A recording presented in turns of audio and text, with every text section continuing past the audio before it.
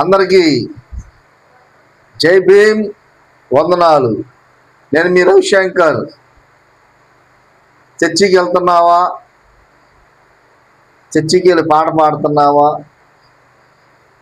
అయితే నీ ఎస్సీ హోదా రద్దవుద్దని భయపడుతున్నావా? చర్చి కుటుంబ సమేతంగా వెళ్తున్నావా? వెళ్ళి ప్రార్థన చేసుకుంటున్నావా? అయితే నీ షెడ్యూల్ కులం సర్టిఫికేట్ రద్దు చేస్తారని అనుకుంటున్నావా? భయపడొద్దు.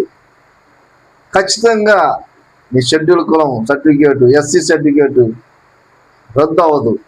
ఎందుకంటే భారత రాజ్యాంగంలో ఆర్టికల్ 25లో భారతదేశ పౌరుడు వారికి ఇష్టం వచ్చిన మతాన్ని స్వీకరించి వారికి ఇష్టం వచ్చిన దేవుణ్ణి వాళ్ళు ప్రార్థన చేసుకోవచ్చు అని చెప్పేసి భారత రాజ్యాంగంలో స్పష్టంగా లిఖించి ఉంది. అయితే ఇక్కడ కొంత లిటిగేషన్ ఉంది, అది మీరు అర్థం చేసుకోవాలని చెప్పేసి నేను ఈ వీడియో చేస్తున్నాను. షెడ్యూల్ కులాల వారు చర్చికి వెళ్ళవచ్చు, ప్రార్థన చేసుకోవచ్చు, పాటలు పాడవచ్చు, స్తుతించవచ్చు, దేవుని మహింపరచవచ్చు. అది నీ ఇష్టం, నీకు భారత రాజ్యాంగం ఇచ్చిన హక్కు.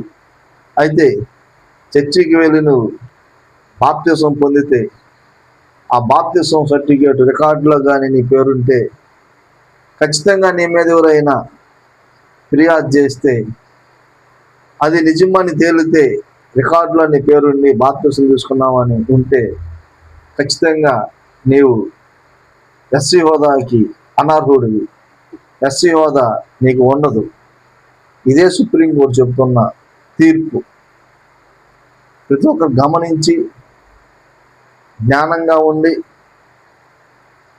చర్చికి ఖచ్చితంగా మీ కుటుంబ సమేతం చర్చికి వెళ్ళండి, దేవుణ్ణి మహింపరచండి, ప్రార్థించండి.